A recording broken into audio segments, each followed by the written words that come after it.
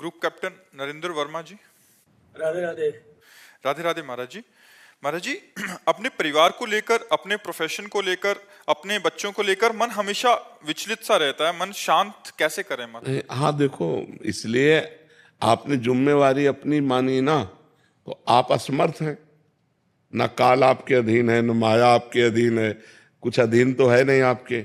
जब जो होना है वो हो जाएगा, तो इसलिए आप चिंतित रहते हैं। यदि ये चिंता भगवान को दे दे तो आप निश्चिंत हो जाएंगे। अगर अपने जीवन का भार भगवान को दिए होते और भगवान का निरंतर भजन करते होते तो आपको इस चिंता में नहीं जलना पड़ता। भक्त निश्चिंत हो जाता है, निर्भय हो जाता है, निशोक हो जाता है। जो प्रभु करेंगे वही होगा, मुझे चिंता क्या करनी है। अपने कर्तव्य का पालन करना है। आपके सामने जो काम है वो काम करना है, आपके सामने जो कर्तव्य है उस कर्तव्य का पालन करना है, और फल पर भगवान पर भरोसा रखना है। अगर भगवान को बीच में नहीं लाओगे तो चिंता नहीं मिटा पाओगे, क्योंकि एक बड़ी चिंता आ रही, मृत्यु, परिवार पर और आप पर भी, किसी की भी हो सकती है। अब उसका निवारण कैसे होगा? तो अगर आप निश्चिंत होना चाहते हैं तो भगवान की शरण होकर भगवान का नाम जप कीजिए, सत्संग सुनिए, और ये विश्वास कीजिए भगवान मंगल भवन है, वो वही करते हैं जिससे सबका मंगल होता है, और अपने अपने कर्मों का फल भोगना पड़ता है। इसलिए गलत कर्म ना अपने जीवन में होने पावे, और अपने परिवार वालों को समझावे, बच्चों को समझावे कि कोई गलत कार्य ना हो। यदि धर्म विरुद्ध कार्य होगा तो उसका फल दुख आएगा, और जब दुख आएगा तो फिर हमारी बुद्धि विचलित हो जाएगी, अशांत हो जाएगी। इसलिए भगवान का नाम जप करो। करते हो नाम जप? हाँ, नाम जप करो, सत्संग सुनो और भगवान की शरण में रहो। जिनके द्वारा रचा हुआ है समस्त ब्रह्मांड है, वही हमें चिंता मुक्त कर सकते हैं, वही हमारे परिवार की रक्षा कर सकते हैं, वही हमारे जीवन में सुख विधान कर सकते हैं। दूसरा कोई उपाय नहीं। भगवान की शरण होने पर ही मनुष्य चिंता रहित हो सकता है, अन्यथा नहीं। जी विवेक जी। राधे राधे स्वामी जी। स्वामी जी, कहा जाता है कि आत्मा और अकाल मृत्यु वाले लोग को मुक्ति नहीं मिलती और आत्मा भटकती रहती है। महाराज जी, मेरा प्रश्न है कि अगर ऐसा है तो परिवार के लोग उस आत्मा की शांति और मुक्ति मिले उसको, उसके लिए हमें क्या करना चाहिए? श्रीमद् भागवत का सप्ताह पारायण, भगवान नाम कीर्तन, साधु समाज को भोज भंडारा, और ये सारे पुण्य उस जीवात्मा को दे दिए जाएं तो जीवन मुक्तता की तरफ आगे बढ़ेगा। नहीं तो आत्महनन, आत्महत्या करने वाले को और जो महत पाप करने वाले जन हैं, इनकी अधोगति होती है, प्रेत योनि आदि को ये प्राप्त होते हैं। तो अगर इनके लिए धार्मिक कृत्य ना किए जाएं तो पता नहीं कितने कल्प इनको भटकना पड़ेगा। तो इसलिए परिवार वालों को चाहिए कि धर्म ग्रंथों का पाठ रखवावें, धर्म ग्रंथों का गायन करवावें, साधु समाज की सेवा करें, भगवान नाम जप करके उस जीवात्मा को दे, तो उसके फल के रूप में वो फिर अपने पाप से मुक्त होकर के आगामी योनियों को प्राप्त हो जाएगा। तो ये करना चाहिए। श्रीमद् भागवत का पाठ कराना चाहिए। श्रीमद् भागवत में महात्म्य में आता है कि एक धुंधकारी नाम का आदमी जो था वो बड़ा पापी था, कई वैश्याओं से संसर्ग करता था, हिंसा करता था, चोरी करता था। तो एक दिन वो कहीं राज खजाने से चोरी करके लाया, तो वैश्याओं ने सोचा कि अगर हम इसको मारती नहीं हैं तो एक दिन राज कर्मचारी सब धन पकड़ के ले जाएंगे, हमको भी पकड़ के ले जाएंगे, और ये मारा जाएगा तो मारा जाना निश्चित है। तो उन पांचों वैश्याओं ने उसे बांध दिया सोते हुए, और उसके मुख में आग के अंगारे रखे, फिर भी नहीं मरा तो गला घोट करके किसी तरह उसको मारा। तो वो अधोगति को प्राप्त होकर प्रेत योनि को प्राप्त हुआ, भयंकर प्रेत। तो उनके एक भाई थे गोकर्ण जी, बड़ी कथा है। तो गोकर्ण जी तीर्थ यात्रा करके आए हुए थे, घर में शयन कर रहे थे तो कभी भेड़ा बन जाता, कभी सिंह बन जाता, कभी इंद्र बन जाता। तो उनका ये विपरीत दशा को प्राप्त हुआ। कोई देव तो है नहीं, ये प्रेत है। तब पूछा तुम कौन हो? तो उसकी बोलने की सामर्थ्य नहीं थी। तो उन्होंने गायत्री मंत्र जप करके जब उस पर जल छिड़का तो उसके पाप थोड़े नष्ट हुए। तो वो बोला मैं तुम्हारा भाई धुंधकारी हूँ, पाप करने के कारण मैं प्रेत योनि को प्राप्त हो गया हूँ। उनका तुम्हारे लिए तो मैंने पिंडदान किया है। बोले उससे मेरा कल्याण होने वाला नहीं। तब गोकर्ण जी ने भगवान सूर्य से पूछा, तो भगवान सूर्य ने श्रीमद् भागवत महापुराण बताया। तो 7 दिन में श्रीमद् भागवत के श्रवण मात्र से धुंधकारी प्रेत योनि से मुक्त होकर भगवान के पार्षद स्वरूप को प्राप्त हुआ और सबके बीच में विमान आया और बैठकर भगवान के धाम को गया। तो जो अधोगति को प्राप्त जीव हैं उनके कल्याण के लिए श्रीमद् भागवत, भगवान नाम कीर्तन, साधु सेवा, नाम जप ये करके उसको प्रदान किया जाए तो उसका कल्याण निश्चित हो जाएगा, निश्चित। मीत राव जी। श्री राधा वल्लभ श्री हरिवंश महाराज जी, आपके चरणों में कोटि कोटि प्रणाम। महाराज जी, सत्संग में एक बार सुना था कि जो दीन है वही अनन्य है, जो अनन्य है वही दीन है। महाराज जी, दीन का तात्पर्य होता है अहंकार रहित पुरुष। दीन कोई गरीबी को नहीं कहते। जो ये दैन्य शब्द है अहंकार रहित। भक्तों में बड़ी दीनता देखी जाती है, विनम्रता देखी जाती है, बड़ी शालीनता देखी जाती है, गंभीरता देखी जाती है। वो अहंकार रहित होते हैं। ये अहंकार ही सृष्टि का मूल है जो हमें अज्ञान में फंसाकर, देह भाव में फंसाकर नाना प्रकार के कर्म करवाता है। संस्कृति मूल शूल प्रदनाना सकल शोकदायक अभिमाना। ये समस्त दुखों को देने वाला अभिमान। जैसे मैं पुरुष हूँ, मैं धनवान हूँ, मैं विद्वान हूँ, मैं कुलवान हूँ, बहुत प्रकार का अभिमान होता है। ये अभिमान ही दुख देने वाला है। अगर ये अभिमान भगवान की कृपा से नष्ट हो जाए तो उस स्थिति का नाम दैन्य है। यही दरबार दीन को आदर रीति सदा चली आई। दीनता, कोई अभिमान नहीं, अपने को सबसे छोटा समझना। तो ये दीनता भगवान के भजन से, शास्त्र स्वाध्याय से जब ज्ञान प्रकट होता है तब आती है कि सब में वही राम रमा हुआ है, किससे अभिमान करें। यहाँ भी वही है, सब में वही रमा हुआ है, इसलिए वो दैन्य हो जाता है, अहंकार नष्ट हो जाता है। जब हम दूसरे को देखते हैं तब अहंकार आता है, जब अपने इष्ट को देखते हैं तो अहंकार नष्ट हो जाता है। तो इष्टाकार वृत्ति, भगवदाकार वृत्ति, ये ब्रह्माकार वृत्ति, ये भजन से आती। जितना नाम जप करोगे उतना ही आपके अंदर शुद्ध ज्ञान होगा, और जितना शुद्ध ज्ञान होगा तब उतना अहंकार नष्ट होता चला जाएगा। अहंकार नष्ट हुआ पूरा कि आप जीवन मुक्त हो गए। और उसी अहंकार की नष्ट स्थिति का नाम दैन्यता है। दैन्यम, दीनता। जो भक्ति में वह दीनता, सबके प्रति प्रिय भाव, मधुर भाव, अपने को सबसे तृणादपि सुनीचेन तरोर्यु सहिष्णुना अमानिना मान देन कीर्तनिया सदाहरि। अपने को सबसे तृण से भी नीच समझना और वृक्ष के समान सहनशील होना, दूसरों को मान देना, दूसरों से मान न चाहना, ये भजन करने वालों के अंदर दीनता होती है। तृणादपि सुनीचेन तरोर्यु सहिष्णुना। सबहि मान प्रद आप अमानी। सबको मान देते हैं, लेकिन अगर उनको कोई प्रणाम या मान देने लगे तो मैं योग्य नहीं हूं, ऐसा उनके नहीं। सबहि मान प्रद आप अमानी। ऐसे प्राणी जगत को पावन करने वाले होते हैं, जिनके अंदर ये दीनता आ जाती है कि मैं तो किसी योग्य नहीं, अधम जीव हूँ, सब में मेरा प्रभु विराजमान है, और सबसे झुक के रहना। ये दीन भाव भक्तों में देखा गया है। बहुत प्रिय भाव, बहुत मधुर भाव, सबको सम्मान देना, आप अमानी रहना, अहंकार रहित, ये भागवतिक गुण है। दीनता भगवान को बहुत प्रिय। ये दरबार दीन को आदर रीति सदा चली आई।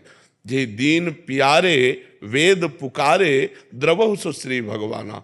दीन जिसको प्यारे हैं, तो दीन बनना नाटक करना नहीं। जैसे ये नाटक हो सकता है जब सामने से कोई कहे, अपने को लगे कि हाँ मैं ऐसा हूँ प्रभु, आप जैसा करें, और अपने को गुस्सा ना आए तो समझो कि हमारे अंदर दैन्यता जागृत हो। क्योंकि अहंकार रहित पुरुष को फिर क्रोध नहीं आता। क्रोध तब आता है जब अहंकार होता है, अपने में बल का आवेश होता है, तब आता है। या फिर भगवान प्रेरित करें दुष्टों के विनाश के लिए तो फिर आता है। तो पर वो दैन्य भक्त सदैव अपने स्वभाव में दैन्य ही रहता है। जी। शुभम शर्मा जी, ग्वालियर से। राधे राधे महाराज। राधे राधे महाराज जी। महाराज जी, क्या देह त्यागना भी प्रारब्ध हो सकता है? अर्थात भागवतिक ऊर्जा से भूल चूक में प्राप्त की बुद्धि एवं अहम को भी नष्ट करना प्रारब्ध हो सकता है? देह त्याग का मतलब अहम को खत्म करना है। नहीं, अहम को खत्म करना, देह त्याग थोड़ी करना है। तो आपका क्या लक्ष्य है कहना? जो जिन चीजों को समझा है भागवतिक ऊर्जा से, जो नहीं समझना चाहिए था, उसे नष्ट करना। क्या समझना है और क्या भागवतिक ऊर्जा से समझा जो नहीं समझना चाहिए? बोलिए, आप बताइए। जैसे किसी सिद्धि की प्राप्ति के रास्ते पर निकल जाना। अरे भगवान की भगवत ऊर्जा से जो स्थिति होती है वो जगत मंगल के लिए होती है। वो अपना मंगल और दूसरों का मंगल करती है। उसे नष्ट करने की सामर्थ्य तुम्हारे में कहाँ गई? क्या ये प्रारब्ध हो सकता है कि अब जो इस शरीर में जो मैंने चीजों को समझ लिया है, क्या समझा है मुझे भी तो बताओगे? कृपा करके 4 लोग और सुनेंगे कि आपने क्या समझा है। जैसे महाराज जी कि सब कुछ लीला है, कि कुछ भी लीला के परे नहीं है। हाँ जो मैं हूं वही यहाँ पे है। हाँ तो मैं जब दुख दे रहा हूं या मुझे दुख मिल रहा है, जी। नहीं, दुख मिल किसको रहा है? जब इतनी ऊंची बात कर रहे हो तो दुख की संज्ञा किसको है? आत्मा तो नैनम छिन्दन्ति शस्त्राणि नैनम दाति पावका न चैनम क्लेदेन्त्यापो न शोष्यति मारुता। अग्नेयास्त्र में सामर्थ्य नहीं कि जला सके, वायुआस्त्र में सामर्थ्य नहीं कि उड़ा सके, वरुणास्त्र में सामर्थ्य नहीं कि उसे भिगो सके, तो दुख कैसे स्पर्श कर सकता है? दुख है क्या? भ्रम। भ्रम।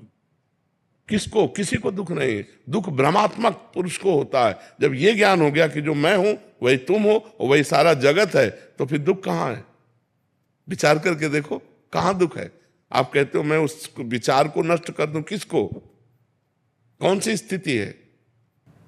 लेकिन उसके रास्ते में जैसे आप बताते हैं कि जब भगवतिक भगवत प्राप्ति के रास्ते पर जब चलते हैं तो संसार के दुखियाले की जब ये अनुभव, सुनो, अभी तुम बच्चा हो, जब ये अनुभव हो जाएगा कि जो मैं हूं वही तुम हो, वही सारा जगत है, तो जड़ चैतन्य सब कुछ भगवत स्वरूप है। अब रास्ता कहां रह गया? वो तो पहुंचा हुआ पुरुष है।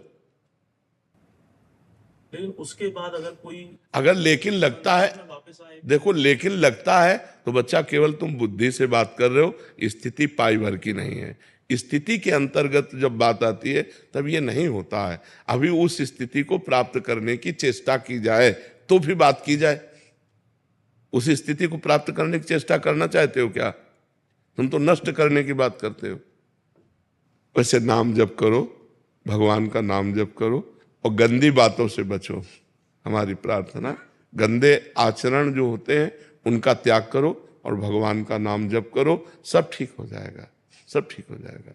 नाम जप में बहुत सामर्थ्य है। नाम जप में जो बैठ गया वो सब जीत गया।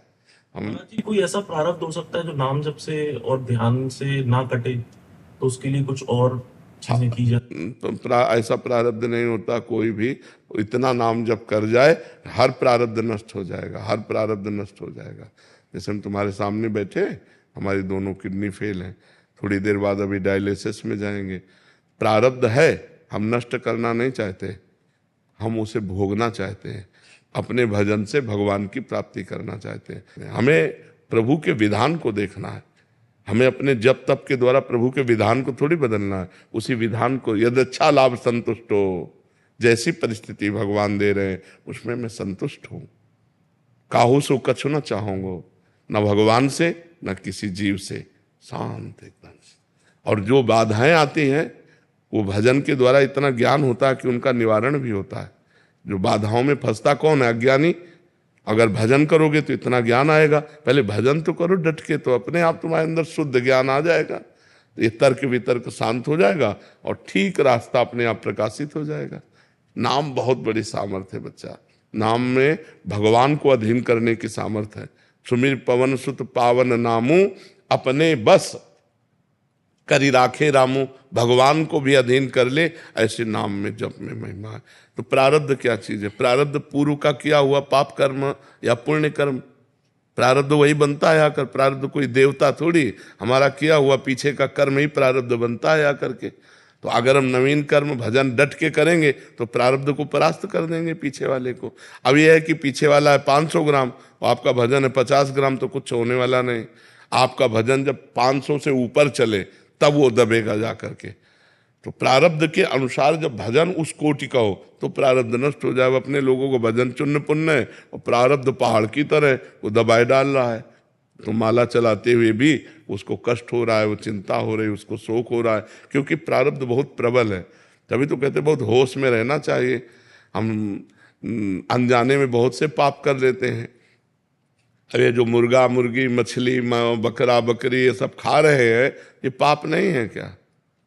उस जीव के हित। अब वो जब आएगा तब आप सुधर चुके होगे, माना आप सुधर गए कि हमने सब छोड़ दिया, लेकिन पीछे जो किया है वो पीछा थोड़ी छोड़ेगा, वो आपको गिराने की कोशिश करेगा। तो अब डट के भजन करो तो वो तुम्हें नहीं गिरा पाएगा। भजन के द्वारा ही सब बात बनेगी बच्चा, भजन नहीं तो कुछ नहीं। ये ज्ञान विज्ञान माया के आगे काम नहीं करता।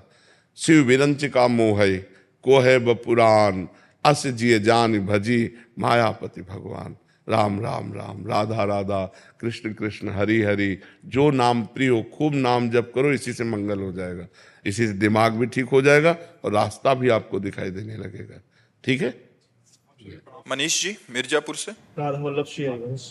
श्री हरिवंश महाराज जी, आपके चरणों में दंडवत प्रणाम। महाराज जी, मनोवृत्ति क्या है? भजन और मनोवृत्ति में क्या संबंध है? मन एक अंतःकरण है जिसमें 4 हिस्से हैं। जब वही निश्चयात्मक होता है तो बुद्धि हो जाती है, जब वही संकल्प विकल्प करता है तो मन बन जाता है, जब वो चिंतन करता है तो चित्त बन जाता है, जब वो क्रिया को स्वीकृति करते तो अहंकार बन जाता है। मन बुद्धि चित्त अहंकार, ये अंतःकरण है। तो जो वृत्ति विषयों की तरफ 5 ज्ञानेंद्रियों के साथ जाती है उसे मन की कहते हैं। मना खष्टान इंद्रियाणी प्रकृति स्थान कर सती। वो वृत्ति को जब हम पलटकर परमात्मा की तरफ लगावें तो वो भजन बन जाएगा। और वही जब विषयों के चिंतन में लगता है तो हमारी दुर्गति हो जाती है, और जब परमात्मा की तरफ लगता है तो सदगति हो जाती है। मन को अभी तक समझ पाए हैं? नाम जप करो तो समझाएगा तुम्हें, अंदर पकड़ में आएगा। वो कोई अल्ट्रासाउंड सिटी स्कैन या एक्सरा की पकड़ में आने वाला थोड़ी, वो तो भजन से पकड़ में आता है। ऐसा लगता है ना कि मन आज मेरा शांत है, आज मेरा शांत है, आज मेरा मन अच्छा है, आज मेरा मन बुरा है, ऐसा पकड़ में आता है कि नहीं आता है? तो अंतःकरण की वृत्ति है। खूब नाम जप करो तभी पकड़ में आएगा, ऐसे पकड़ में तो आएगा नहीं। न प्रवचन सुनने से पकड़ में आएगा, न प्रवचन करने से पकड़ में आएगा, भजन करने से पकड़ में आएगा। सा वै मना कृष्ण पदार विंदयो। भजन बल से जब मन भगवान के चरणों में अर्पित हो जाता है तभी आनंद की अनुभूति होती है। नाम जप करो। नाम जप करते हो? हाँ, नाम जप करो और गंदे आचरण मत करो। जो गंदे आचरण, जानते हो गंदे आचरण? हाँ, वो गंदे आचरण मत करो, तो फिर धीरे धीरे मन पवित्र होगा तो अपने आप अनुभव में आने लगेगा। खुशबू जी।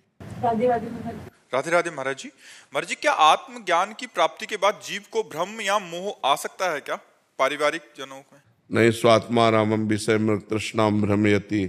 आत्मा राम पुरुष कभी विषय मृग तृष्णा में भ्रमित नहीं होते। मोह उनको हो ही नहीं सकता, क्योंकि गत संगस्य मुक्तस्य ज्ञानावस्थित चेतसः, जो समस्त संगों का त्याग कर चुका है, क्रियाओं का, पदार्थों का, घटना का, व्यक्ति का, वस्तुओं का जो ममत्व हृदय में लगाव है उसका जो त्याग कर चुका है, वो मुक्त पुरुष निरंतर ज्ञानावस्थित चेतसा अपने स्वरूप में स्थित रहता है।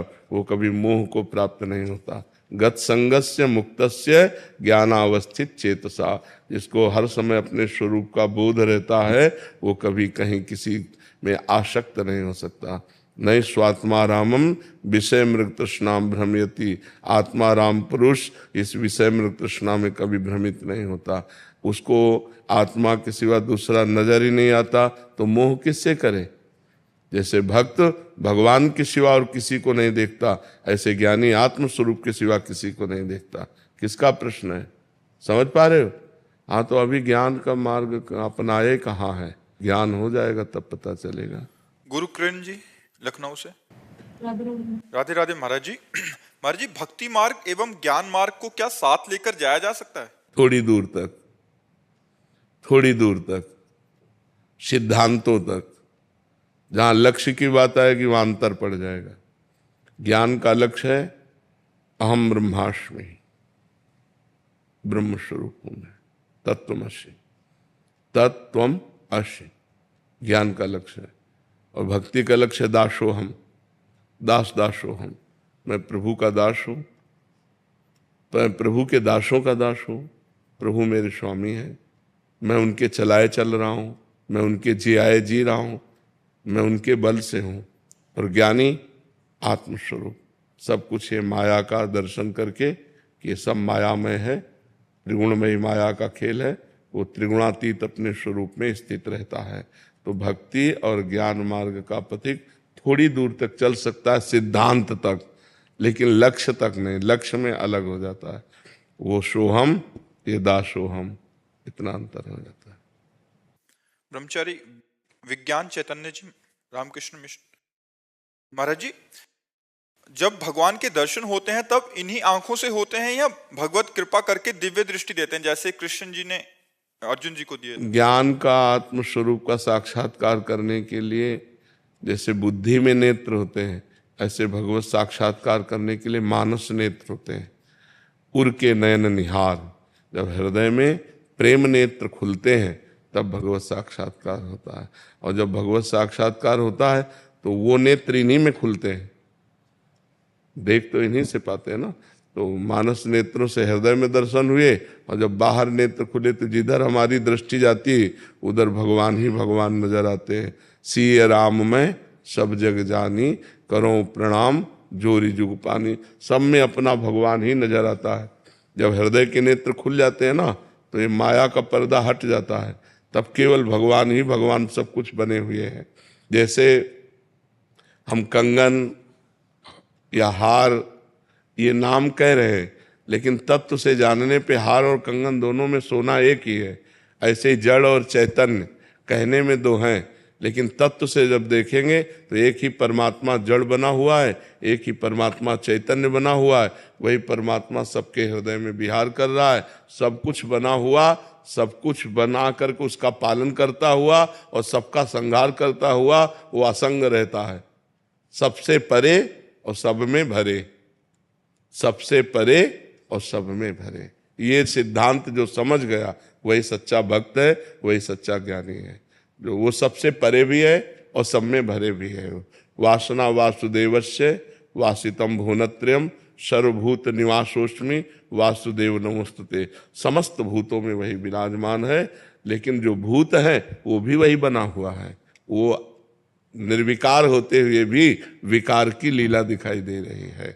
तो इस विकार में जो निर्विकार परमात्मा को खोज लेता है वही ज्ञानी है, वही भक्त है। गौरव कुमार जी, पटना बिहार से। राधे राधे। महाराज जी राधे राधे। महाराज जी, ईस्ट में पूर्ण शरणागति और सभी आसक्तियों कैसे समाहित की? भजन, नाम जप, जितना अधिक नाम जप होगा उतना ही संसार से वैराग्य, स्वरूप का बोध और भगवान से प्रेम होगा। जैसे एक एक कवल भोजन पाने पर तुष्टि पुष्टि और क्षुधा निवृत्ति होती है, ऐसे ही एक एक नाम जितना अधिक जपते जाओगे तो संसार से वैराग्य, स्वरूप का ज्ञान और भगवान से प्रेम स्वतः होता चला जाएगा। बस नाम जप करना कैसे बन करके है, ये बात देखनी है।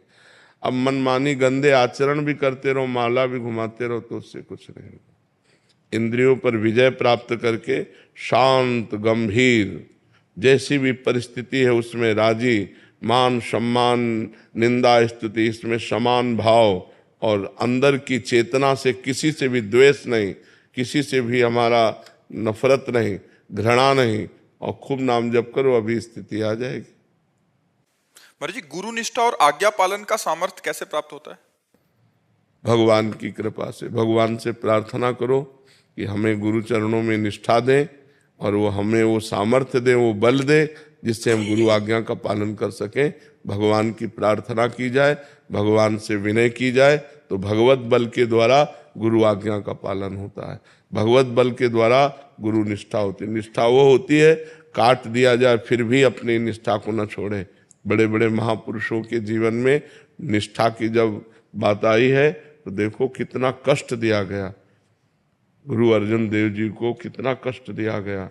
उनको तप्त तवे में बैठाल कर ऊपर से तप्त बालुका डाली गई, पर वाहे गुरु वाहे गुरु वाहे गुरु तेरा किया मीठा लागे। कभी निष्ठा से विचलित, तो महापुरुषों की निष्ठा होती है। तो जो गुरु निष्ठा, वही धर्म निष्ठा, वही इष्ट निष्ठा, वही राष्ट्र निष्ठा। निष्ठा निष्ठा है। जहाँ निष्ठा जागृत हो गई गुरु गोविंद सिंह देव के दोनों पुत्रों को दीवाल में चुनाया जा रहा है, ना वो ना गुरु गोविंद सिंह विचलित नहीं हुए। भला जिनके लाडलों को चुनवाया जा रहा हो उनकी हालत क्या होगी, लेकिन नहीं, निष्ठा,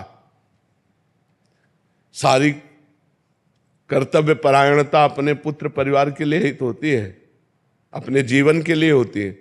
जहाँ निष्ठा का शब्द आता है वहाँ जीवन नष्ट कर दिया जाए, परिवार नष्ट कर दिया जाए, पर वो निष्ठा को नष्ट नहीं होने देते। ये निष्ठा भगवान से प्राप्त होती है। भगवान से प्रार्थना करें वो हमें गुरुनिष्ठ इष्टनिष्ठ बनावे और हम उनकी आज्ञा का पालन कर पावे।